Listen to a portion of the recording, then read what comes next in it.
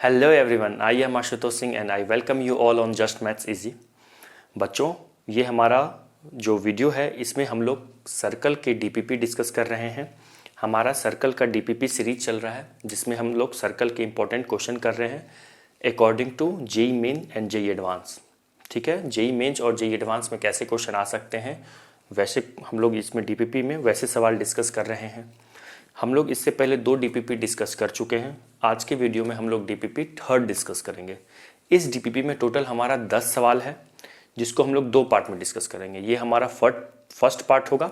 इसके बाद हम लोग जो दूसरा वीडियो होगा वो हमारा सेकेंड पार्ट होगा इस डीपीपी के लिए। जो फर्स्ट पार्ट में हम लोग डिस्कस करेंगे क्वेश्चन नंबर 1 से लेके क्वेश्चन नंबर 6 तक। पार्ट 2 में क्वेश्चन नंबर 7 से क्वेश्चन नंबर 10 तक डिस्कस करेंगे। डीपीपी का जो क्वेश्चन का पीडीएफ है वो डिस्क्रिप्शन में डला हुआ है। आप डिस्क्रिप्शन में जाइए और वहाँ से पीडीएफ को डाउनलोड करके आप खुद से भी पहले ट्राई करो और फिर सॉल्यूशन देखो। ओके, या फिर आप लेक्चर के साथ वीडियो को पॉज करके सॉल्यूशन करो, फिर मेरा भी सॉल्यूशन देखो। ठीक है, तो जो भी बच्चे इस चैनल पे नए आए हैं मैं उनको बता दूं, इस चैनल पे मैं आप लोगों को क्लास 9 टू क्लास 12 मैथ्स पढ़ाता हूं in both medium, Hindi medium as well as English medium. इसके साथ ही इसके अलावे मैं जेईई मेंस और जेईई एडवांस का भी जेईई मेंस और जेईई एडवांस के लिए भी मैथ्स पढ़ाता हूं इसी चैनल पे। ठीक है, तो जेईई मेंस और जेईई एडवांस के लिए आज हम लोग क्या करने वाले हैं, इस वीडियो में सर्कल के डीपीपी डिस्कस करने वाले हैं। तो जो भी बच्चे फर्स्ट टाइम आए हैं इस चैनल पे, वीडियो को लाइक कीजिए और चैनल को सब्सक्राइब कर लीजिए। और हाँ, जो भी आपके फ्रेंड्स क्लास 9 टू क्लास 12 में कोई होंगे जो मैथ्स में इंटरेस्टेड हैं और जो जेईई मेन या जेईई एडवांस की प्रिपरेशन कर रहे हैं, उनको ये वीडियो ज़रूर शेयर करना, उनको फ़ायदा होगा, है ना। जो सर्कल के जो हम लोग सवाल करेंगे 110% फ़ायदा होने वाला है जो भी बच्चे जेईई मेंस या एडवांस का प्रिपरेशन कर रहे हैं। मैं इस वीडियो में ना बेसिक से बताऊँ, कोई भी सवाल मैं जब बताऊँगा ना तो उसको ना मैं रिवाइज़ भी करवाऊँगा उसके कंसेप्ट को। ठीक है, तो मुझे हर सवाल समझाने में थोड़ा समय लगेगा, बट मैं कोशिश करूंगा हर बच्चे को समझ में आ जाए। ठीक है, तो चलिए हम लोग फर्स्ट क्वेश्चन स्टार्ट करते हैं डीपीपी थर्ड का। तो जो फर्स्ट सवाल है उस पर क्या लिखा हुआ है देख पढ़ते हैं।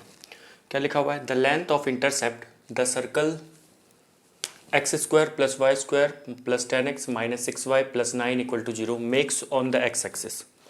मीन्स ये जो सर्कल दी हुई है इस सर्कल का x एक्सिस पे लेंथ ऑफ इंटरसेप्ट बताना है। ओके, तो सबसे पहले मैं क्या करूंगा, रिवाइज करवा देता हूं कि लेंथ ऑफ इंटरसेप्ट का मतलब क्या होता है। ठीक है, देखो लेंथ ऑफ इंटरसेप्ट का मतलब होता है अगर कोई सर्कल है वो किसी एक्सिस को जो कट कर रहा है तो कितने पार्ट को अपने अंदर ले रहा है ना, कितना पार्ट उस पर्टिकुलर एक्सिस का, कितना लेंथ उस सर्कल के लिए कॉर्ड का काम कर रहा है। आ रही है बात समझ में। देखो जैसे मान लो ये वाई एक्सिस हो गया, ये एक्स एक्सिस हो गया। तो जैसे कोई एक सर्कल है, मान लेते हैं इस टाइप से बन रहा है। ठीक है, तो एक्स एक्सिस को ए और मान लो बी पे कट कर रहा है, वाई एक्सिस को मान लेते हैं सी और डी पे कट कर रहा है। तो जो ए बी है वो सर्कल के लिए कॉर्ड का काम कर रहा है और जो सी डी है वो भी सर्कल के लिए कॉर्ड का काम कर रहा है। तो जो एक्स एक्सिस का कौन सा पार्ट, ए बी वाला पार्ट, ए बी पार्ट जो है वो सर्कल के लिए कॉर्ड है, वाई एक्सिस का सी डी पार्ट जो है वो सर्कल के लिए कॉर्ड है। तो इसी को कहते हैं हम लोग लेंथ ऑफ ए से बी तक के लेंथ को, ए बी के लेंथ को length of intercept cut on X axis, और सी डी के लेंथ को बोलते हैं length of intercept cut on Y axis. Okay, ऐसा नहीं कि सर्कल यही होगा, कैसा भी बन सकता है किसी भी क्वाड्रेंट में। जैसे इस सर्कल को देख के लग रहा है इसका सेंटर फर्स्ट क्वाड्रेंट में होगा, तो ऐसे भी हो सकते हैं, है ना, ऐसा भी कुछ। वैसे ये सर्कल जैसा नहीं दिख रहा है, मान लो सर रफ फिगर है, तो ये ए बी ये लेंथ है ना। अब देखो लेंथ की बात हो रही है तो यहाँ पे निगेटिव पॉजिटिव नहीं देखेंगे कि निगेटिव एक्स एक्सिस पे है तो क्या होगा, लेंथ है मतलब मॉड लेना है ना। आ रही बात समझ में। अच्छा, ऐसा क्यों बोला मैं, क्योंकि स्ट्रेट लाइन में क्या हुआ करता था, जैसे यहाँ पे कोई स्ट्रेट लाइन है। ओके, मान लेते हैं ये -2, 0 है और ये मान लो 0, 3 है। तो इस स्ट्रेट लाइन का इक्वेशन क्या होगा, x/-2 + y/3 = 1, है ना। ये स्ट्रेट लाइन का कौन सा इक्वेशन है, इंटरसेप्ट फॉर्म है ना, इंटरसेप्ट फॉर्म है स्ट्रेट लाइन का। तो अगर मैं इस इक्वेशन से पूछूं इस स्ट्रेट लाइन का एक्स इंटरसेप्ट क्या है, तो डेट इज -2, और लेंथ ऑफ एक्स इंटरसेप्ट पूछूंगा तो डेट इज 2। ठीक है ना, -2 का मॉड ले लेना है। लेंथ की जब भी बात होगी तो मॉड की बात हो रही है। एक्स इंटरसेप्ट -2, वाई इंटरसेप्ट 3 है ना। यहीं पे अगर सर्कल में एक्स इंटरसेप्ट की बात करें तो वो लेंथ ऑफ एक्स इंटरसेप्ट है। यहाँ पे एक्स इंटरसेप्ट स्ट्रेट लाइन में एक्स इंटरसेप्ट मतलब साइन के साथ, और लेंथ की जब बात करेगा तो मॉड ले लेंगे। सर्कल में लेंथ नहीं भी लिखा रहेगा, लेंथ ऑफ एक्स इंटरसेप्ट बोलो या लेंथ ऑफ वाई इंटरसेप्ट बोलो, उसे लेंथ ही समझना है। आ रही है बात समझ में? तो क्या समझें कि स्ट्रेट लाइन में अगर बोलेगा लेंथ ऑफ इंटरसेप्ट बोलेगा और सिर्फ इंटरसेप्ट लिखा रहेगा, इसका दो अलग अलग मीनिंग है। जैसे ये स्ट्रेट लाइन है -2, 0 और 3, 0, 3 से पास कर रहा है ये स्ट्रेट लाइन, तो इसका इक्वेशन इस इंटरसेप्ट फॉर्म में क्या होगा, x/-2 + y/3 = 1। और मैं इस इक्वेशन से x इंटरसेप्ट की वैल्यू -2 बोलूँगा, y इंटरसेप्ट की वैल्यू 3 बोलूँगा, और लेंथ ऑफ x इंटरसेप्ट की बात होगी, किसकी बात, लेंथ ऑफ x इंटरसेप्ट की बात होगी, है ना। लेंथ ऑफ x इंटरसेप्ट की बात होगी तो वो क्या हो जाएगा, -2 का मॉड ले लेंगे, है ना। आ रही है बात समझ में? तो ये चीज़ है। बट सर्कल में ना लेंथ नहीं भी लिखा रहेगा तो इंटरसेप्ट लेंथ ही समझना है। जैसे यहाँ पे लिखा हुआ है क्या, फाइंड द, हाँ वैसे लिखा हुआ है यहाँ पे find the length of intercept, okay. तो अगर इंटरसेप्ट ऑन एक्स एक्सिस लिखा रहे सिंपल, तो लेंथ ही समझना है। क्लियर? तो ये समझ में आ गया, ठीक है। तो अब हम समझते हैं कि इस सर्कल में ना, इसको मैंने रफ कर देता हूँ, ठीक है। मान लेते हैं ये सर्कल है, जो सर्कल का इक्वेशन दिया हुआ है एक फिगर से समझते हैं। मैं एक बार रिवाइज करवा देता हूँ लेंथ का फॉर्मूला। अगर ये सर्कल है, इस सर्कल का इक्वेशन है, लेट्स से मान लेते हैं जनरल इक्वेशन मान लो सर्कल का, क्या होता है जनरल इक्वेशन, सबको याद है, x² + y² + 2gx + 2fy + c = 0, ये क्या है, सर्कल का जनरल इक्वेशन है। तो x इंटरसेप्ट क्या होगा, लेंथ ऑफ x इंटरसेप्ट जो होगी वो क्या होगी, 2 × √g² - c, है ना। और लेंथ ऑफ y इंटरसेप्ट क्या हो जाएगा, लेंथ ऑफ y इंटरसेप्ट वो हो जाएगा 2 × √f² - c। आई बात समझ में? g क्या होता है, देखो x का जो भी कॉफिशिएंट होगा ना वो 2g होगा। मतलब जैसे इस इक्वेशन में मैं अगर g की बात करूं तो x का कॉफिशिएंट क्या है बच्चों, 10 है ना। x का कॉफिशिएंट क्या है, 10 है, तो ये 2g का मतलब 10 हो गया, तो g की वैल्यू क्या हो गई, 5 हो गई। तो हर बार ऐसे तो करके नहीं देखना है, कैसे सोचेंगे, जो भी x का कॉफिशिएंट होगा उसका हाफ क्या होगा, g होगा, और जो भी y का कॉफिशिएंट होगा उसका हाफ क्या होगा, f होगा, है ना। तो अगर मैं यहाँ पे -6 किसका वैल्यू है, 2f का वैल्यू है, तो f का वैल्यू क्या हो जाएगा, -3, ठीक है। तो इस सर्कल में क्या पूछ रहा है, length of, find the length of intercept the circle makes on x axis, मतलब ये पर्टिकुलर सर्कल x एक्सिस के कितने पार्ट को, मतलब x एक्सिस का कितना लेंथ इस सर्कल के लिए कॉर्ड का काम कर रहा है, ठीक है। तो हो गया, ये फॉर्मूला है। तो इस सर्कल क्या लिखा हुआ है, x² + y² + 10x - 6y + 9 = 0। तो हमने देखा है g का वैल्यू क्या है, 5। तो लेंथ ऑफ x इंटरसेप्ट क्या हो जाएगा, simple formula, length of x intercept, INT का मतलब इंटरसेप्ट है, शॉर्ट में लिख रहा हूँ, ठीक है। तो इसका हो जाएगा 2 × √g² - c, तो क्या हो जाएगा 2 × √g का वैल्यू क्या है, 5 है ना। तो 5 का स्क्वायर 25 - c का वैल्यू क्या है, c का मतलब क्या होता है, जो कांस्टेंट टर्म होता है ना। तो कांस्टेंट टर्म क्या है, +9, है ना। यहाँ पे c की वैल्यू क्या है, 9 है। अगर यहाँ पे -9 होता ना तो मैं -9 लिखता, बट ये +9 है तो +9 होगा। तो c का वैल्यू 9 रख दिया, ये 2 × 25 - 9 16, और 16 का स्क्वायर रूट कितना होगा, 4, 4 2 = 8। तो लेंथ ऑफ x इंटरसेप्ट कितना आ गया, length of x intercept = 8 units, है ना। ऑप्शन में देख लीजिए। अच्छा, अगर लेंथ ऑफ y इंटरसेप्ट पूछता तो उसका आंसर क्या होगा, वो कमेंट में सब करके बताएंगे, है ना। तो इसका आंसर हो जाएगा D for Delhi is the correct answer, है ना। आया समझ में? तो स्क्रीनशॉट ले लो या फिर वीडियो को पॉज करके लिख लो, फिर हम लोग दूसरे क्वेश्चन पे बढ़ते हैं। लिख लीजिए।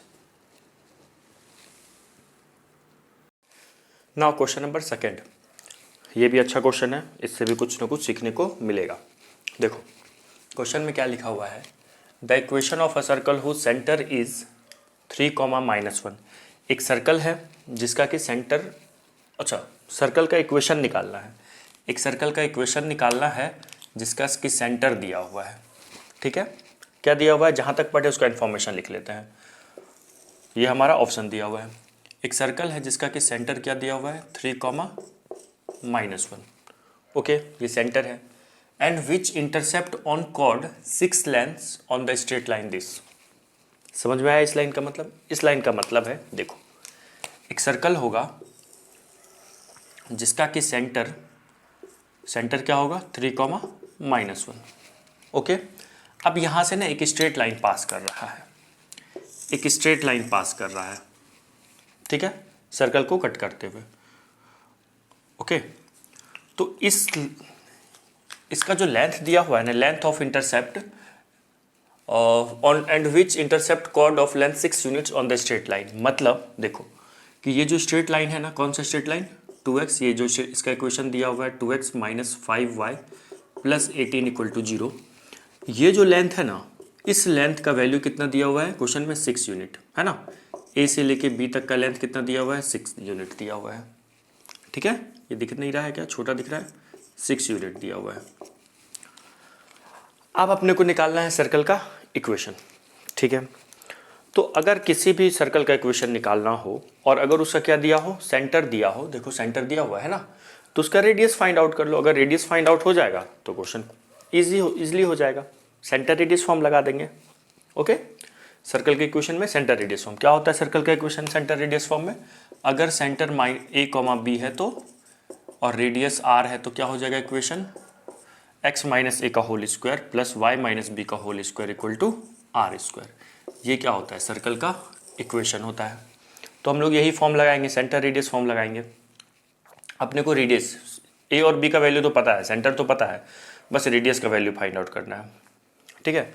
तो देखिए यहाँ पे आप 9th क्लास या 10th क्लास में पढ़े होंगे कि किसी भी सर्कल के सेंटर से अगर हम ये तो कॉर्ड है, कॉर्ड पे परपेंडिकुलर डालते हैं तो ये कॉर्ड को क्या करता है सॉरी, कॉर्ड को क्या करता है, बाइसेक्ट करता है ना। तो अगर ये टोटल 6 लेंथ है तो ये कितना हो जाएगा 3, ये भी 3 है ना, और ये मान लीजिए आप n है ना। तो CN is what, CN is perpendicular on, ये जो CN है ये क्या है, परपेंडिकुलर है कॉर्ड AB पे। अगर परपेंडिकुलर है तो क्या हो जाएगा AN = NB = 3 यूनिट्स है ना, 3 यूनिट्स हो जाएंगे। सर्कल के सेंटर से अगर किसी कॉर्ड पे हम परपेंडिकुलर डालते हैं तो वो कॉर्ड को क्या करता है, बाइसेक्ट करता है। तो ये क्या हो जाएगा, ये भी 3 यूनिट, ये भी 3 यूनिट, ठीक है। अब देखते हैं अब क्या करना है। देखो इस C को ना A से मिला दो, है ना। तो यहाँ पे एक ट्रायंगल फॉर्म हो रहा है। कौन सा ट्रायंगल फॉर्म हो रहा है, यहाँ पे ना ये ट्रायंगल ACN है ना, ये राइट एंगल ट्रायंगल बन रहा है। देखिए राइट एंगल ट्रायंगल बन रहा है ना। कैसे, एक एंगल देखो 90 डिग्री है तो राइट एंगल ट्रायंगल बन रहा है। और राइट एंगल ट्रायंगल में हम लोग क्या जानते हैं, पाइथागोरस थ्योरम जानते हैं। मतलब क्या जानते हैं, hypotenuse square equal to p square plus b square, मतलब perpendicular square plus base square. ये पढ़े हुए हैं ना, ओके, ऐसा पढ़े हुए हैं। तो यहाँ पे अपने को ना क्या पता है, जैसे मान लो AN पता है, यहाँ पे ना जो रेडियस है वो रेडियस क्या है, A से लेके C तक के लेंथ को क्या बोलेंगे, ये जो AC है यही तो रेडियस है, ठीक है। तो परपेंडिकुलर के सामने वाले साइड को क्या बोलते हैं, राइट एंगल ट्रायंगल में। किसी भी राइट एंगल ट्रायंगल में जो परपेंडिकुलर के अपोजिट साइड्स होते हैं, सामने जो होता है उसको हाइपोटेनियस बोला जाता है। तो यहाँ पे ये जो R है ये किसका काम कर रहा है, हाइपोटेनियस का काम कर रहा है, ठीक है। अब बाकी रही बात AN और CN की, AN और CN में एक परपेंडिकुलर हो जाएगा और क्या हो जाएगा, एक बेस हो जाएगा, ओके। तो AN और CN बताना है। AN पता चल गया, AN कितना है 3 यूनिट है। कैसे 3 यूनिट हुआ, सर्कल के सेंटर से परपेंडिकुलर डाले तो कॉर्ड को बाइसेक्ट करेगा। तो ये अगर टोटल लेंथ 6 यूनिट था तो 3 यूनिट हो गया, तो हमें AN पता चल गया। अगर हमें CN पता चल जाएगा तो हम क्या करेंगे, यहाँ पे पाइथागोरस लगा के R निकाल देंगे। R मतलब रेडियस ऑफ सर्कल निकाल देंगे। जैसे ही रेडियस ऑफ सर्कल आएगा, सर्कल का इक्वेशन सेंटर रेडियस फॉर्म लगा के निकल जाएगा। आई बात समझ में। तो क्या करते हैं, देखो यहाँ पे ना एक फॉर्मूला लगाते हैं, CN फाइंड आउट करना है ना। अभी पहला टारगेट क्या है, CN निकालना, कि CN की लेंथ क्या होगी, है ना। CN का मतलब जो है ना वो है सेंटर की distance of centre from straight line, है ना। क्या है CN, क्या है डिस्टेंस ऑफ सेंटर सी क्या है 3,-1 फ्रॉम 2x - 5y + 18 = 0। ठीक है, मतलब इस सर्कल के सेंटर का डिस्टेंस इस कॉर्ड से निकालना है। ऐसा सोचो, अब स्ट्रेट लाइन में चलते हैं, स्ट्रेट लाइन चैप्टर में चलते हैं। मतलब किसी भी पॉइंट का डिस्टेंस किसी स्ट्रेट लाइन से परपेंडिकुलर डिस्टेंस फाइंड आउट करना है। क्या बोला मैं? किसी भी पॉइंट का, अब ये सर्कल को भूल जाओ अभी कुछ देर के लिए।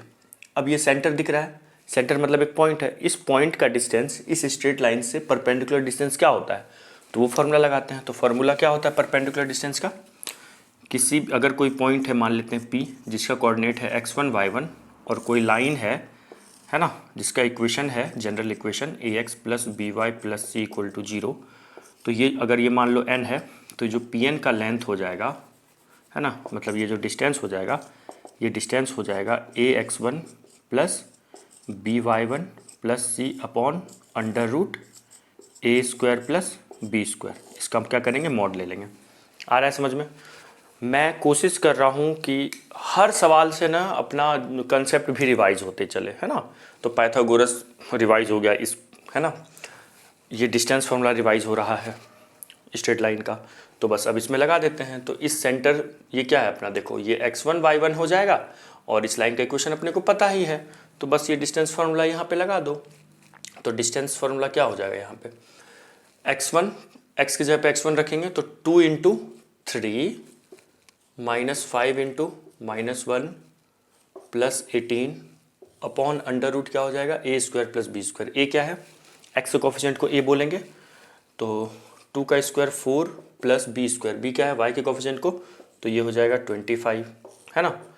तो कितना हो गया, इसको सॉल्व कीजिए। 3 × 2 = 6, 6 माइनस प्लस हो जाएगा, +5 + 18 अपॉन √29, है ना। ये हो जाएगा 29 अपॉन √29 मीन्स √29। अच्छा, कैंसिल हो गया, है ना। 29 अपॉन √29 क्या हो जाएगा, √29 आ जाएगा, √29। तो इसका मतलब बच्चों क्या समझ में आया, जो Cn है, Cn का लेंथ कितना हो गया, √29 यूनिट्स, है ना। Cn आ गया और An पता ही है। तो अब हम क्या करेंगे, इस ट्रायंगल में पाइथागोरस लगा देंगे। ठीक है, इस ट्रायंगल में क्या करेंगे, पाइथागोरस लगा देंगे। तो देखिए अब चलते हैं इन ट्रायंगल, कौन से ट्रायंगल में, ACN में, ACN ट्रायंगल में चलते हैं। क्या हो जाएगा, AC² = CN² + AN²। तो AC² क्या हो जाएगा, CN की वैल्यू क्या है, Cn की वैल्यू क्या है, Cn की वैल्यू √29 है ना। √29 का स्क्वायर प्लस An का वैल्यू क्या है, An क्या है बच्चों, An, हाँ An का वैल्यू 3 है, हाँ 3 है, 3 का स्क्वायर 9 हो जाएगा। तो ये हो जाएगा 29 + 9 दैट इज़ व्हाट, 38, है ना। तो यहाँ से क्या आ गया, AC² = 38। तो AC की वैल्यू कितनी आ गई, √38 √। अच्छा, यहाँ पे ना प्लस माइनस भी ले सकते थे, है ना। एक्चुअल में अगर AC² 38 है तो सॉरी, AC की वैल्यू +-38 आएगी, ठीक है, +-38 आएगी। बट यहाँ पे डिस्टेंस की बात हो रही है तो सिर्फ प्लस लेंगे, है ना। AC तो डिस्टेंस है ना, ये 39 नहीं 38 होगा। तो रेडियस कितना आ गया, √38। आया समझ में? अब तो सिंपल है, अब क्या करेंगे हम लोग, सेंटर रेडियस फॉर्म लगा देंगे। तो इस क्वेश्चन से, अभी ये क्वेश्चन अभी कंप्लीट करूँगा, सुनो। इस क्वेश्चन से क्या सीखें कि कोई सर्कल का अगर सेंटर दिया हो तो इक्वेशन पूछ रहा हो तो रेडियस पहले ढूंढो, रेडियस कैसे फाइंड आउट होगा। तो जो मैं इतना सब किया हूँ ना, सब रेडियस फाइंड आउट करने के लिए किया हूँ। क्या किया मैं, सर्कल के सेंटर से इस लाइन पे क्या किया मैं, परपेंडिकुलर डाला। इस लेंथ ऑफ इंटरसेप्ट कितना दिया हुआ था, जैसे पिछले सवाल में हम लोग क्या देखे थे कि एक्स एक्सिस का लेंथ ऑफ इंटरसेप्ट, मतलब एक्स एक्सिस का कितना पार्ट उस पर्टिकुलर कितना पार्ट उस सर्कल के लिए कॉर्ड का काम कर रहा है। तो उसी तरह इस सर्कल के लिए इस लाइन का कितना पार्ट, ये ए बी वाला पार्ट कॉर्ड के का काम कर रहा है। तो परपेंडिकुलर डाला, ये 3 हो गया, है ना। आर निकालना था, Cn निकाल लिए। Cn कैसे निकालें, किसी भी पॉइंट का किसी स्ट्रेट लाइन से शॉर्टेस्ट डिस्टेंस, परपेंडिकुलर डिस्टेंस का कंसेप्ट लगा के। Cn की वैल्यू जैसे ही आ गई, An आ गई, तो ये राइट एंगल ट्रायंगल दिख रहा है, इसमें हम पाइथागोरस थ्योरम लगा दिए, पाइथागोरस लॉ लगा दिए। और पाइथागोरस लगाने से क्या आ गया, Cn की AC की वैल्यू मतलब रेडियस की वैल्यू कितनी आ गई, √38। रेडियस पता चल गया, सेंटर पता है, तो सेंटर रेडियस फॉर्म लगा सकते हैं। वीडियो को पॉज करो और क्वेश्चन को कंप्लीट करके आंसर को कमेंट करो, ठीक है। नहीं तो मैं इसको रफ करके, जिस बच्चे से नहीं हो पाएगा उसके लिए मैं इसको रफ करके फिर से मतलब इसको सॉल्व कर देता हूँ, ठीक है। इसको लिखो, लिख लिए क्या? देखो इसको मैं रफ कर दिया, तो रेडियस अपना पता चल गया है ना। तो आइए बच्चों सेंटर रेडियस फॉर्म यहाँ पे अप्लाई कर दो। तो यहाँ पे क्या हो जाएगा, x माइनस ए का होल स्क्वायर। तो a क्या है, a क्या है 3, तो x माइनस 3 का whole square plus y minus of b तो -1 है का होल स्क्वायर इक्वल टू √38 का होल स्क्वायर, है ना, √38 का होल स्क्वायर।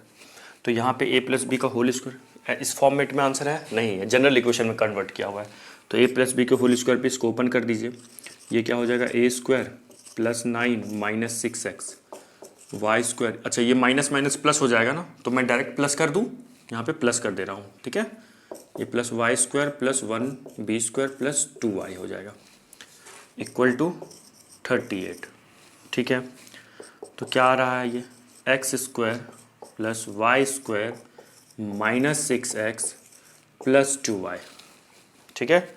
ये 9, देखो ये 9 कांस्टेंट है, 9 प्लस 1 कितना होगा, 10 हो जाएगा। तो ये प्लस में 10, ये 38 है, LHS में आएगा तो -38 हो जाएगा इक्वल टू 0।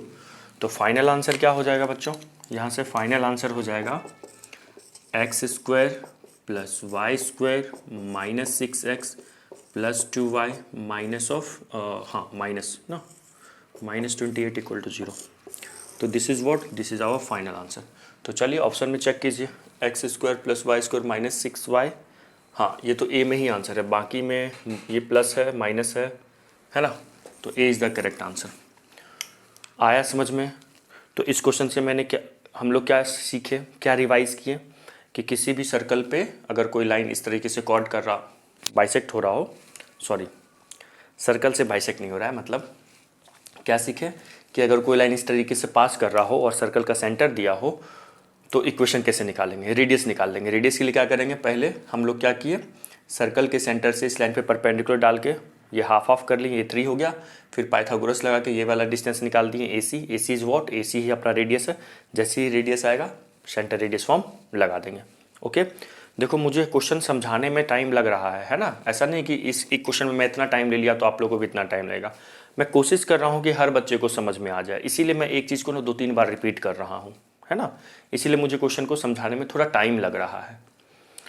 समझ में आ ही रहा होगा ऐसा क्यों कर रहा हूँ मैं, हर बच्चे को मैं कोशिश कर रहा हूँ समझ में आ जाए, ठीक है, और कंसेप्ट भी रिवाइज हो जाए सवाल के थ्रू, ओके। बस ये मुझे ये नहीं करना है कि मुझे सवाल लिखा और मैं तेज़ी में सॉल्व कर दूँ, तो उससे क्या फ़ायदा होगा, सिखाना है ना मुझे, है ना, आप लोगों को सीखना है तो स्लो करना है। अब कुछ बच्चे होगा जल्दी कैच करके सोच रहे होंगे कि सर इतना स्पीड में स्लो क्यों बता रहे हैं। सब बच्चे को लेके चलना है ना।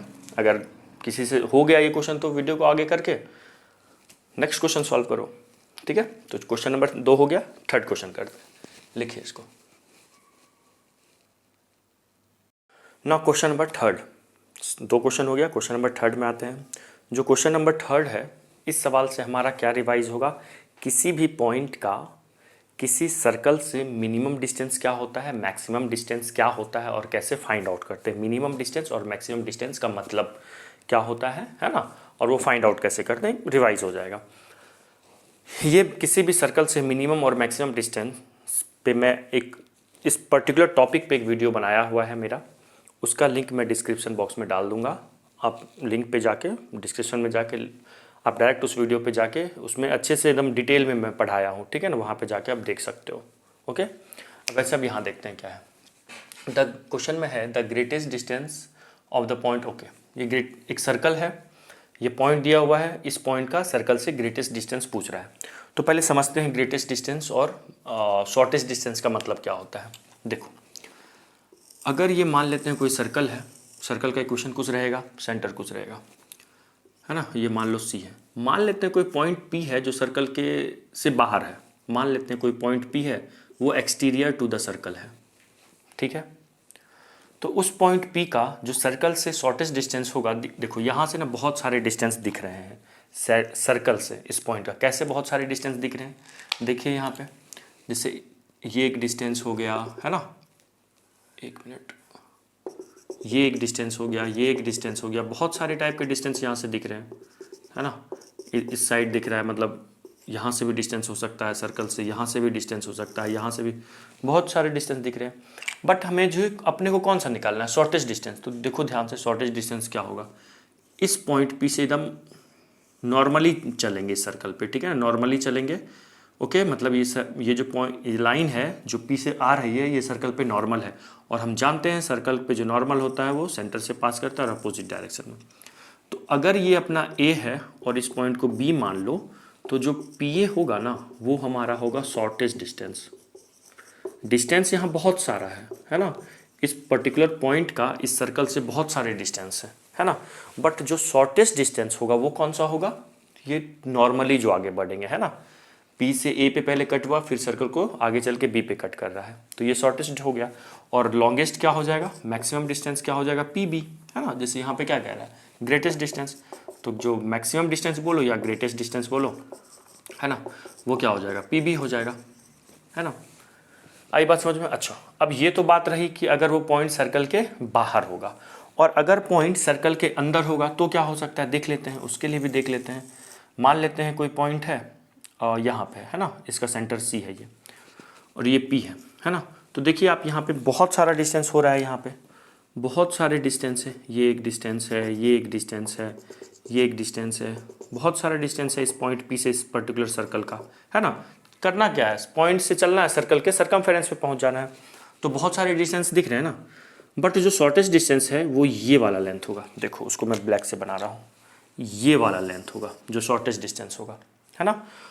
और ये आगे चलकर इसको सेंटर से नेक्स्ट अपोजिट, जस्ट सर्कल के सेंटर के अपोजिटली चलना है, और ये कहाँ कट करेगा, इसको B पे।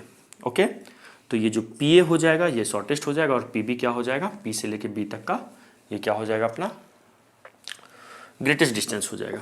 अब बात रहे कि PA कैसे फाइंड आउट करेंगे और PB कैसे फाइंड आउट करेंगे। तो देखो पहले इसमें देखते हैं PA कैसे फाइंड आउट करेंगे। अगर मुझे A कोऑर्डिनेट पता होता तो मैं P से लेके A तक का डिस्टेंस सिंपल दो पॉइंट के बीच का शॉर्टेस्ट डिस्टेंस का कंसेप्ट लगा देता, लेकिन A पॉइंट तो नहीं पता है यहाँ पे। तो क्या किया जाए, तो देखते हैं करना क्या। यहाँ पे देखो P से लेके C तक का डिस्टेंस निकाल देना, है ना। PA क्या होगा, देखो PA का वैल्यू क्या होगा, PC का लेंथ निकाल देना। PC तो फाइंड आउट कर लोगे, कैसे PC फाइंड आउट होगा, P आपको तो पता होगा, C तो पता होगा। C कैसे पता होगा, C तो सर्कल का सेंटर है, और अगर सर्कल का इक्वेशन दिया होगा तो सेंटर तो फाइंड आउट करना आसान है ना। तो PC निकाल लेंगे, सेंटर फाइंड आउट कर लेंगे, तो दोनों इन दोनों पॉइंट के बीच का शॉर्टेस्ट डिस्टेंस लगा देंगे, दो पॉइंट के बीच का शॉर्टेस्ट डिस्टेंस लगा देंगे। ओके, उसके बाद मैं PC में ना सब्ट्रैक्ट कर दूंगा, इस टोटल लेंथ में से ना दिख रहा है, मैं CA सब्ट्रैक्ट कर दूंगा, CA सब्ट्रैक्ट कर दूंगा। और CA क्या है, C से लेके तक का डिस्टेंस तो रेडियस है, तो PC माइनस R क्या हो जाएगा अपना, ये क्या हो जाएगा, शॉर्टेस्ट डिस्टेंस हो जाएगा। और ग्रेटेस्ट डिस्टेंस क्या हो जाएगा, ग्रेटेस्ट डिस्टेंस मतलब PB, है ना। तो PB कैसे फाइंड आउट करेंगे, P से लेके C तक तो फाइंड आउट पहले से कर चुके होंगे, तो PC में आप दिख रहा है आपको, PC में मैं ये वाला डिस्टेंस ऐड कर दूंगा CB, है ना। PC में CB ऐड कर देंगे, तो PB equal to PC plus CB, CB तो रेडियस है ना। सो सिंपल, मतलब क्या देखें कि जो शॉर्टेस्ट डिस्टेंस होगा, स्मॉलेस्ट डिस्टेंस होगा, वो PC में रेडियस को सब्ट्रैक्ट करना है, और जो ग्रेटेस्ट डिस्टेंस होगा वो PC में रेडियस को ऐड करना है। रेडियस मतलब सर्कल का रेडियस, और PC मतलब उस पर्टिकुलर पॉइंट का सर्कल के सेंटर से डिस्टेंस, PC, है ना। P फॉर पॉइंट और C फॉर सेंटर दिख रहा है यहाँ पे। अच्छा, अब देखो अगर पॉइंट सर्कल के अंदर होगा, है ना, सर्कल के अंदर होगा तो क्या करेंगे, तो भी वही करेंगे। ये पूरा डिस्टेंस कितना है, रेडियस है, दिख रहा है ये पूरा डिस्टेंस। देखो अगर मैं PA की बात करूँ, जो PA होगा ना, ये CA, ये पूरा CA दिख रहा है, CA माइनस PC कर देंगे, है ना, CA माइनस PC कर देंगे। तो CA क्या है, CA तो रेडियस है, और PC तो फाइंड आउट कर ही लेंगे, दो पॉइंट के बीच का शॉर्टेस्ट डिस्टेंस लगा के, है ना, या दो पॉइंट के बीच का डिस्टेंस का फंडा लगा के। शॉर्टेस्ट इसमें नहीं है, दो पॉइंट है तो शॉर्टेस्ट डिस्टेंस क्या होगा, यही तो डिस्टेंस है, इसमें कोई शॉर्टेस्ट डिस्टेंस की बात नहीं है। है ना।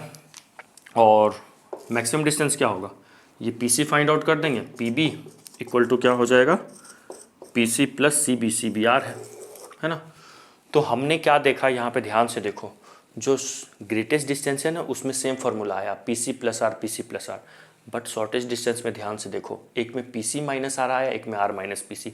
तो पी सी माइनस आर कब है, जब पॉइंट बाहर है सर्कल के, और आर माइनस पी सी कब है, जब पॉइंट सर्कल के अंदर है ना।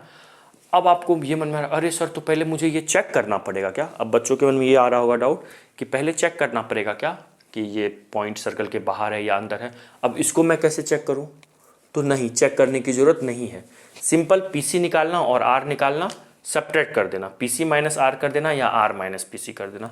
बस क्या करना है, मॉड ले लेना, है ना, मॉड ले लेना। अगर आप गड़बड़ भी कर रहे होगे, पॉइंट बाहर होगा और आप अंदर वाला कंसेप्ट लगा दोगे, मान लो पॉइंट बाहर होगा, है ना, और अब तुम क्या कर दोगे, आर माइनस पी सी कर दोगे, तो जो आपका आंसर होगा वो निगेटिव में आ जाएगा, बस उसका मॉड ले लेंगे तो पॉजिटिव में आंसर आ जाएगा, है ना। ये सब नहीं चेक करना है कि पॉइंट बाहर है या अंदर है, ठीक है। अच्छा, पॉइंट बाहर है या अंदर है, इस पर भी मैं वीडियो बना दिया हूँ, उसका भी लिंक मैं डिस्क्रिप्शन में डाल दूंगा, ठीक है। तो ये तो अपने को लिखना नहीं है, तो ये नहीं लिखना है, सिंपल देख लेते हैं। सर्कल है, सर्कल का सेंटर कहाँ पे है, देख लो, ये सर्कल दिया हुआ है, इसका सेंटर क्या होगा बताइए। किसी भी सर्कल का सेंटर क्या होता है, अगर जनरल इक्वेशन पता होता है तो मैं वो भी बता देता हूँ, X square Y square plus 2gx plus 2fy plus C अगर होता है सर्कल का इक्वेशन, तो जो सेंटर होता है वो होता है माइनस जी माइनस एफ, और जो रेडियस होता है वो क्या होता है, G square plus F square minus C, ठीक है। तो यहाँ से सेंटर आ जाएगा। जी का वैल्यू बताओ, अभी बताएं, जी को क्या करना है, एक्स के कोफिशिएंट का हाफ कर दो, एक्स का कोफिशिएंट क्या है -4, तो जी का वैल्यू हो जाएगा -2, वाई का कोफिशिएंट क्या है -2, उसका हाफ कर दो -1। सेंटर क्या होता है, माइनस जी माइनस एफ, है ना, सेंटर क्या हो जाएगा, माइनस जी माइनस एफ, जी -2 है तो ये +2 और 1 हो जाएगा, है ना, माइनस एफ, एफ का वैल्यू -1 है और सेंटर माइनस एफ होता है तो माइनस माइनस प्लस हो जाएगा। रेडियस, रेडियस की वैल्यू क्या होगी, अंडर रूट देख लो, G square plus F square minus C, है ना। तो आर का वैल्यू पता है क्या, आर का वैल्यू पता है क्या, सॉरी आर का वैल्यू तो फाइंड आउट ही करना है ना। जी का वैल्यू पता है क्या, जी का वैल्यू -2 है, तो -2 का स्क्वायर प्लस -1 का स्क्वायर माइनस ऑफ सी, सी क्या है, देखो जो कांस्टेंट टर्म है ये सी है ना, तो यहाँ पे कांस्टेंट टर्म क्या है -20, तो सी का वैल्यू -20 है, तो यहाँ से -20 रख दीजिए, ये दिख रहा है माइनस, ये हो जाएगा 4 + 1 5, और आर की वैल्यू आ जाएगी √25 दैट इज़ 5, है ना। रेडियस आ गया 5, रेडियस क्या आ गया, 5 आ गया, ओके। अब क्या निकालना है, पीसी निकालना है, पीसी, पीसी मतलब इन दोनों पॉइंट के बीच की दूरी, कौन से पॉइंट, दिस एंड दिस, है ना। तो मैं वो भी रिवाइज करवा देता हूँ आपको कि देखो, अगर कोई पॉइंट है पी, ये है अपना x1 y1, है ना, और एक पॉइंट सी है जो है x2 y2, ओके। एक पॉइंट पी है और सी है, तो इसके पीसी का जो वैल्यू होता है, पीसी का जो वैल्यू हो जाएगा वो हो जाएगा √ऑफ x1 माइनस x2 का whole square plus y1 minus y2 का होल स्क्वायर, या फिर x2 माइनस x1 का whole square plus y2 minus y1 का होल स्क्वायर। तो यहाँ से पीसी क्या आ जाएगा, √x1 माइनस x2, तो x1 इसको मान लो, ये x1 y1 मान लो, और ये जो पॉइंट है इसको x2 y2 मान लो, है ना। तो 2 - 10 का होल स्क्वायर प्लस 1 - 7 का होल स्क्वायर, तो पीसी की जो वैल्यू है वो कितनी आ जाएगी, ये -8 होगा, -8 का स्क्वायर कितना होगा 64, और ये कितना होगा -6 का स्क्वायर 36, इसको सॉल्व कीजिए 100 आएगा, है ना, ऐड करेंगे तो 100 का स्क्वायर रूट 10, तो पीसी का वैल्यू आ गया 10 और रेडियस आ गया। कौन सा डिस्टेंस फाइंड आउट करना है, देखो जरा, कौन सा डिस्टेंस फाइंड आउट करना है, ग्रेटेस्ट, ग्रेटेस्ट के लिए ऐड करना है और स्मॉलेस्ट के लिए माइनस करना है, ऐसे याद रखना है, PC plus R greatest, PC minus R smallest. जब भी स्मॉलेस्ट डिस्टेंस निकालना होगा, लिस्ट डिस्टेंस निकालना होगा, मॉड लगा दिया करना, है ना, बता दिया हूँ क्यों मॉड लगाना है। तो यहाँ पे डिस्टेंस का क्या हो जाएगा, ग्रेटेस्ट डिस्टेंस बताइए, ग्रेटेस्ट डिस्टेंस इक्वल टू क्या, PC plus R, PC plus R, है ना। तो PC कितना है, PC कितना है 10 और R कितना है 5, तो कितना आ गया 15, है ना। ऑप्शन देखो कौन सा है, option number B, sorry C for Chandigarh is the correct answer. आया समझ में, तो इतना सिंपल था। मैं एकदम धीरे धीरे बता रहा हूँ ताकि हर बच्चे को समझ में आए। ओके, चलिए क्वेश्चन नंबर 3 हो गया, 4 करते हैं, लिख लीजिए इसको। Now question number 4।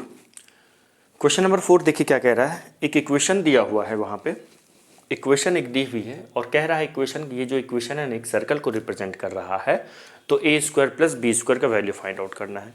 इक्वेशन क्या दिया हुआ है, इक्वेशन है ax² plus 2 minus B into X Y plus 3y² minus 6bx plus 30y plus 6b, ठीक है। और कह रहा है अगर ये इक्वेशन सर्कल को रिप्रेजेंट कर रहा है तो a² प्लस b² क्या होगा। तो सुनो,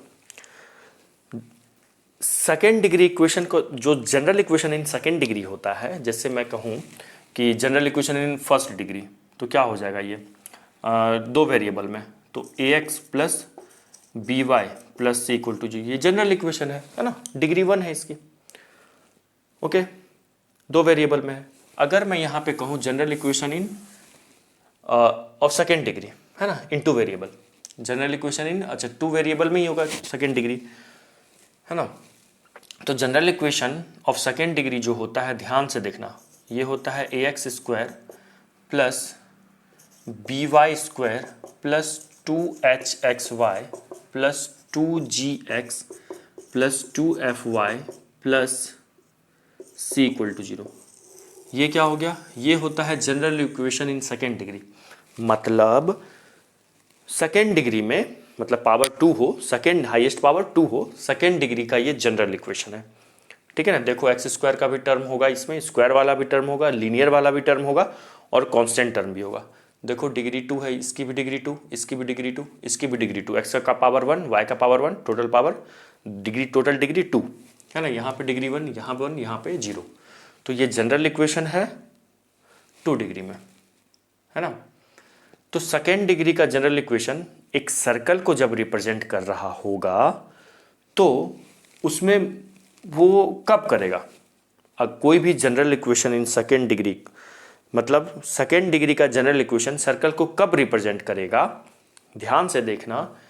इसको सर्कल बनने के लिए, ये सर्कल को, अगर मैं कहूँ ये सर्कल का इक्वेशन होगा है, तो 110% a और b इक्वल होगा, मतलब x² और y² का कोफिशिएंट सेम होगा, है ना। साथ ही साथ ये जो xy का टर्म है ना, ये होना ही नहीं चाहिए। सर्कल के इक्वेशन में x इंटू वाई का टर्म नहीं होता है ना। तो यहाँ पे तो x इंटू वाई का टर्म है, तो x इंटू वाई का टर्म है तो h को 0 रख दो।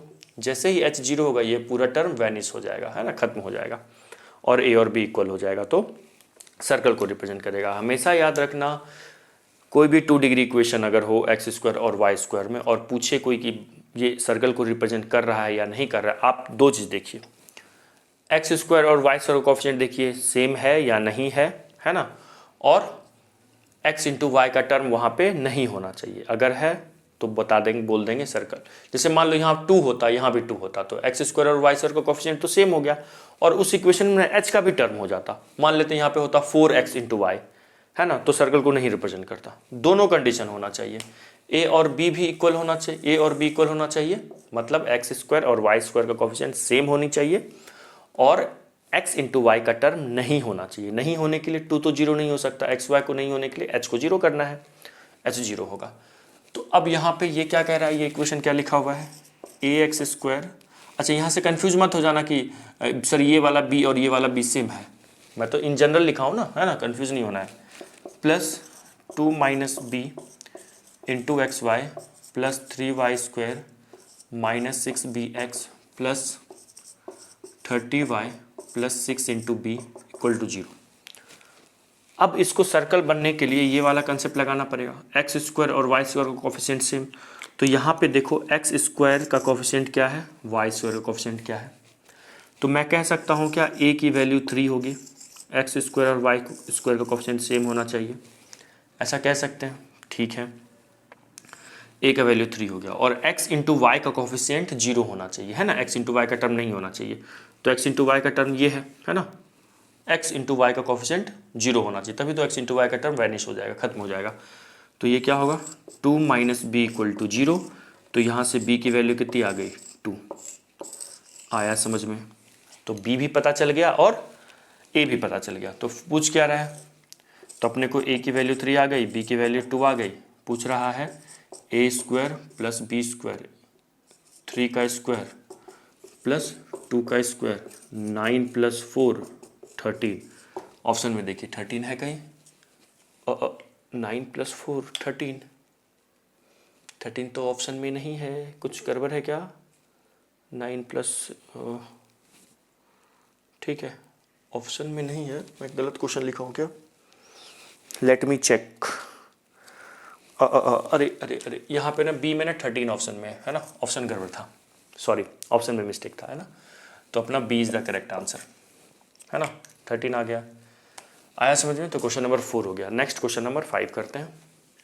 हो गया होगा तो बहुत बढ़िया, नहीं हुआ तो याद हमें क्या रिवाइज हो गया कि जनरल इक्वेशन सेकेंड डिग्री में होगा तो वो सर्कल को कब रिप्रेजेंट करेगा, एक्स स्क्वायर और वाई स्क्वायर का कोफिशिएंट सेम होना चाहिए और एक्स इंटू वाई का टर्म होना ही नहीं चाहिए। मतलब यहाँ x इंटू वाई के मल्टीपल में जो भी है ना उसको जीरो कर दो, तो 2h को भी जीरो करोगे तो जीरो ही आएगा ना।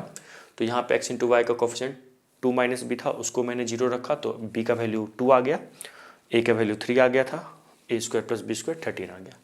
तो option B is the correct. अब now question number 5। Question number बच्चों 5 देख लो, है ना। 4 तक कर लिए कंप्लीट, 5 नंबर एकदम हलवा सवाल है। एक सर्कल दिया हुआ है और सर्कल का डायमीटर पूछ रहा है। इन चारों स्ट्रेट लाइन, ये क्या है, स्ट्रेट लाइन का इक्वेशन है, इन चारों में कौन सा डायमीटर होगा। तो जो भी सेंटर से पास कर रहा होगा वो डायमीटर होगा। तो हम क्या करेंगे, सेंटर के कोऑर्डिनेट को इन चारों में रख के 1 बाय 1 चेक कर लेंगे, जो सेटिस्फाई करेगा जो भी इक्वेशन वो डायमीटर होगा। 2 इक्वेशन सेटिस्फाई करेगा तो दोनों डायमीटर होगा, 3 करेगा तो तीनों डायमीटर होगा, 4 करेगा तो चारों डायमीटर होगा। अब कहोगे सर सर्कल के 4 डायमीटर, तो सर्कल के तो कितने भी डायमीटर हो सकते हैं ना, है ना। वैसे यहाँ पे कोई एक ही करेगा क्योंकि सिंगल करेक्ट वाला क्वेश्चन अभी हम लोग कर रहे हैं। तो अब क्या करना है, सर्कल के सेंटर को 1 बाय 1 चारों ऑप्शन में रखना है, ठीक है। अब सेंटर क्या होगा सर्कल का, तो सर्कल का इक्वेशन दिया हुआ है जनरल इक्वेशन, और सर्कल का जनरल इक्वेशन पता होता है तो सेंटर क्या होता है, -g, -f, है ना, सेंटर का कोऑर्डिनेट। तो सर्कल क्या है, देखिए सर्कल का इक्वेशन है X square Y square -12x plus 4y plus 6 equal to 0। तो यहाँ से जो x का कोफिशिएंट होता है वो 2g होता है ना, 2g होता है। तो 2g का वैल्यू कितना हो जाएगा, यहाँ पे 2g का वैल्यू कितना है -12, तो g की वैल्यू कितनी आ जाएगी -6, और 2f कितना है 4, तो f का वैल्यू कितना आ जाएगा 2, है ना। सेंटर क्या होता है -g -f, तो क्या हो जाएगा सेंटर -g -1 पहले से है तो ये 6 हो जाएगा, 6 -2। अब 6 -2 को 1 बाय 1 इसमें रख के चेक करते हैं। पहले मैं रख के चेक करता हूँ, फर्स्ट में रखो x का वैल्यू 6, y का वैल्यू -2, ये 0 के इक्वल है, ये 4 0 के इक्वल नहीं है तो गलत है लिखा हुआ, सॉरी गलत नहीं है मतलब सेटिस्फाई नहीं कर रहा है ना। ऑप्शन सेकंड में रखो x का वैल्यू 6, y का वैल्यू -2, यस ये तो 0 होगा 6, और यहाँ 3 2 जा 6, -6 आ जाएगा तो ये तो कर रहा है। यहाँ पे 6 इक्वल टू -2, ये भी गलत है लिखा हुआ, है ना। और ये कितना हो जाएगा 2 इंटू -2 इक्वल टू 0 होगा क्या, कभी नहीं आएगा। तो यहाँ पे कौन सा ऑप्शन सेटिस्फाई हो रहा है, ये, है ना। तो option B is the correct, B for Bombay is the correct answer, ठीक है। क्वेश्चन नंबर 5 हो गया। नेक्स्ट करते हैं क्वेश्चन नंबर 6, लिखिए नाउ क्वेश्चन नंबर 6, ठीक है। इस वीडियो का लास्ट सवाल। टोटल DPP 2 में कितने क्वेश्चन करने वाले हैं हम लोग, 10 सवाल करने वाले हैं। मैं 2 पार्ट में वीडियो को बांट दिया हूँ। पहले पार्ट में हम लोग 1 से लेकर 6 तक कर रहे हैं और दूसरे पार्ट में 7 to 10 कर रहे हैं।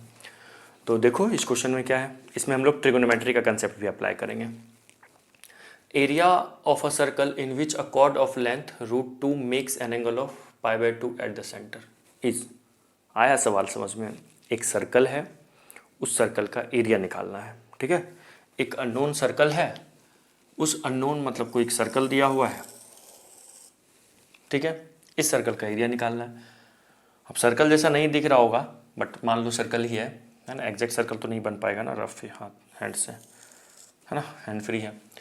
तो area of circle in which a chord of length, ये जो एक कॉर्ड है ना, इस कॉर्ड का लेंथ दिया हुआ है, इस कॉर्ड का लेंथ ना √2 दिया हुआ है, √2 यूनिट दिया हुआ है, इसका √2 ऑफ यूनिट दिया हुआ है, AB का लेंथ, इसका एरिया निकालना। अच्छा, कॉर्ड जो है ना सर्कल के सेंटर पे ना 90 डिग्री एंगल बना रहा है, लिखा हुआ है π/2 मिक्स π/2, ओके। तो ये वाला जो एंगल है ना, ये कितना है, मतलब एंगल एंगल ACB कितना है, 90 डिग्री है, ओके। एंगल ACB कितना दिया हुआ है, 90 डिग्री दी हुई है। तो सर्कल का एरिया निकालना है। एरिया ऑफ सर्कल होता क्या है, area of circle is what, πr²। तो πr² होता है, तो r तो फाइंड आउट करना है अपने को, तो r की वैल्यू क्या होगी, दिस इज r है ना, या फिर this is r। AC equal to BC equal to यही r होगा, चाहे आप AC निकाल दो या BC निकाल दो। तो देखो कैसे करेंगे, इस सर्कल के सेंटर से हम कॉर्ड पे ना परपेंडिकुलर डालेंगे।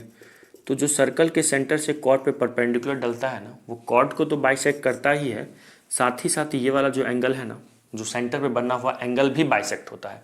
क्या होता है, एंगल भी बाइसेक्ट होता है। तो ये टोटल कितना है, ये टोटल एंगल कितना था, 90 डिग्री था, है ना, π/2 दी हुई है। तो ये वाला एंगल कितना होगा, 45, और ये वाला भी एंगल कितना होगा, 45 डिग्री। समझ में आ गया है ना। ये वाला एंगल भी कितना होगा, 45, ये दोनों एंगल 45 डिग्री और 45 डिग्री हो रहा है, ठीक है। अब देखो, अब ये बाइसेक्ट करेगा तो इसका लेंथ कितना हो जाएगा, √2/2, इसका भी लेंथ कितना हो जाएगा, √2/2, ओके। मतलब अच्छा, इसको मान लो n, तो यहाँ से हम कह सकते हैं कि AN equal to NB equal to √2/2, और √2/2 का मतलब 1/√2, ठीक है। अब रेडियस आ जाएगा तो एरिया आ जाएगा, एरिया मतलब आंसर आ जाएगा, एरिया ही पूछ रहा है। तो देखो, इन ट्रायंगल ACN में चलो, है ना, इस ट्रायंगल में अगर मैं बोलूं साइन थीटा मतलब साइन 45 डिग्री, तो साइन थीटा क्या होता है, परपेंडिकुलर अपॉन हाइपोटेनस। एंगल के सामने वाले को परपेंडिकुलर बोलते हैं। तो एंगल मतलब ये हम एंगल कंसीडर कर रहे हैं 45, इसके सामने वाले को क्या बोलेंगे, परपेंडिकुलर। तो ये हो गया परपेंडिकुलर अपना AN, है ना, अपॉन हाइपोटेनस क्या होता है, 90 डिग्री के सामने, तो ये 90 डिग्री है, इसके सामने हाइपोटेनस मतलब AC, ओके, AC, ठीक है।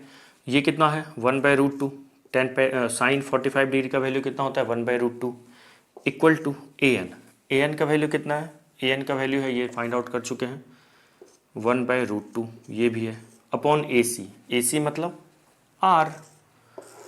तो यहाँ से कितना आ रहा है देख लो, R इधर आ जाएगा, R इक्वल टू √2 इधर आ जाएगा, तो √2 इंटू 1/√2, है ना, कैंसिल हो गया। R क्या आ गया, LHS में, और 1/√2 क्या चला गया, RHS में, तो न्यूमेरेटर में चला जाएगा। तो ये R की वैल्यू कितनी आ गई, 1, है ना, 1 यूनिट।